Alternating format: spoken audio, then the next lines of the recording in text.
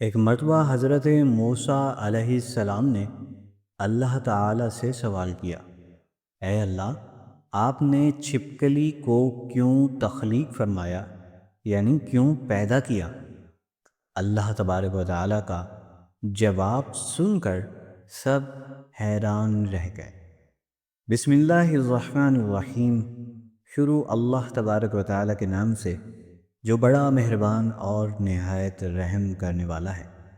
حضرت موسیٰ علیہ السلام نے ایک مرتبہ اللہ تبارک و تعالیٰ سے عرض کیا، یا اللہ، اس چھپکلی کا تو کوئی فائدہ ہی نہیں، پھر آپ نے اسے کیوں پیدا کیا؟ یعنی چھپکلی کی تخلیق کے پیچھے آپ کی کیا حکمت ہے؟ کیا اسے مارنا ثواب ہے یا گناہ؟ حضرت موسیٰ علیہ السلام کا یہ سوال سن کر اللہ تعالی نے جو جواب دیا وہ سن کر سب حیران رہ گئے۔ اسی لیے آج کی یہ گفتگو آپ کے لیے بہت خاص ہے، اسے آخر تک ضرور سنیے گا۔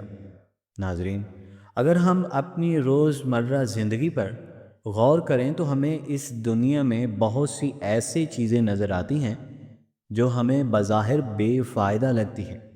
کبھی کسی چیز سے ہمیں تکلیف پہنچتی ہے تو ہم سوچتے ہیں کہ اللہ نے اسے کیوں پیدا فرمایا، مگر یاد رکھیں اللہ تعالی نے اس کائنات میں کوئی بھی چیز بے فائدہ یا بیکار نہیں بنائی۔ ہم انسان یہ جان ہی نہیں سکتے کہ اللہ نے ہر چیز کو کس مقصد سے پیدا فرمایا ہے، مگر اللہ ہر چیز کے بارے میں بہتر جاننے والا ہے۔ اسی طرح اللہ تعالی نے کوئی بھی مخلوق بے مقصد، بیکار یا بے فائدہ پیدا نہیں فرمائی، چاہے وہ انسان ہو، شیطان ہو، جنات ہوں یا زمین کے چھوٹے موٹے کیڑے مکوڑے۔ ہر ایک کو اللہ تعالی نے خاص حکمت کے ساتھ ہی پیدا کیا ہے۔ اسی لیے کسی کو یہ حق نہیں ہے کہ وہ اللہ کی تخلیق پر اعتراض کرے یا ناراضگی کا اظہار کرے، کیونکہ اللہ تعالیٰ اپنی ہر مخلوق کے فائدے سے خوب واقف ہیں۔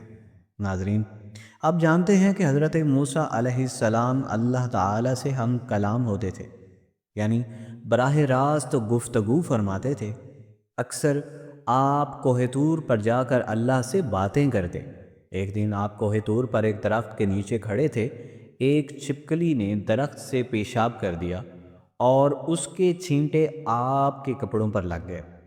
یہ دیکھ کر آپ کو بڑا غصہ آیا اور آپ نے فوراً اللہ تبارک و تعالیٰ سے سوال کیا، یا اللہ، آپ نے اس چھپکلی کو کیوں پیدا فرمایا ہے؟ اللہ تعالیٰ نے جواب دیا، اے موسیٰ، یہ چھپکلی بھی مجھ سے کئی سالوں سے یہی سوال کر رہی ہے۔ وہ کہتی ہے کہ اے اللہ، تو نے موسیٰ کو کیوں پیدا کیا؟ مجھے تو موسیٰ کا کوئی فائدہ نظر نہیں آتا۔ اللہ نے فرمایا، اے موسیٰ، 30 برس سے یہ چھپکلی یہی سوال کر رہی ہے کہ موسیٰ کو کیوں پیدا کیا گیا۔ آج تم مجھ سے یہی سوال کر رہے ہو کہ میں نے اسے کیوں پیدا کیا۔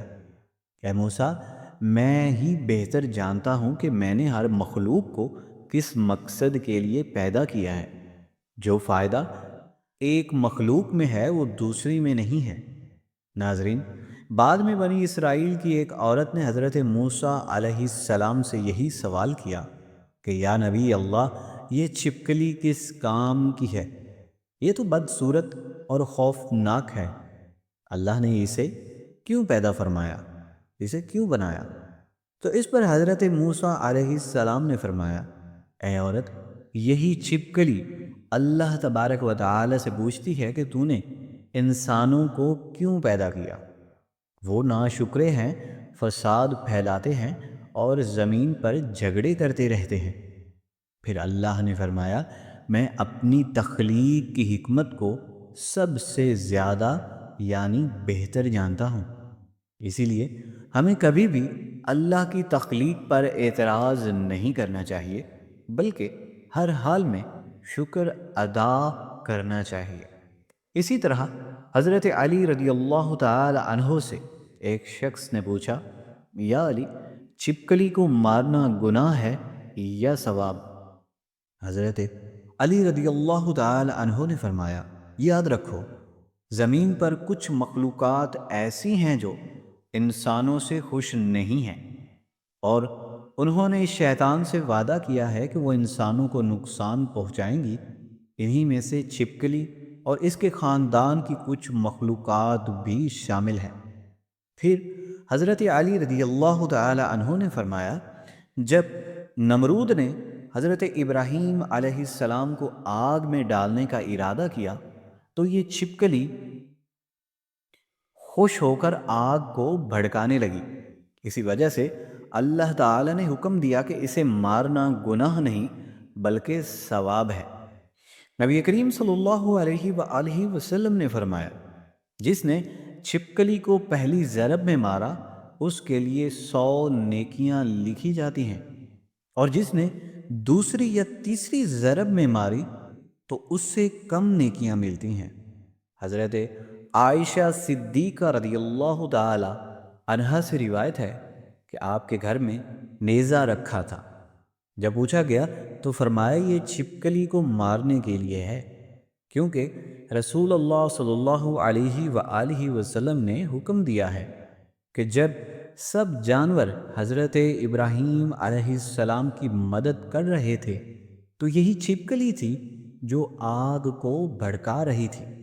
ناظرین، اکثر مسلمان یہ مانتے ہیں کہ چھپکلی کو مارنا ثواب کا عمل ہے، اور اگر نہ ماریں گے تو کم از کم گھر سے نکال دینا چاہیے، کیونکہ اس کی موجودگی منحوس سمجھی جاتی ہے۔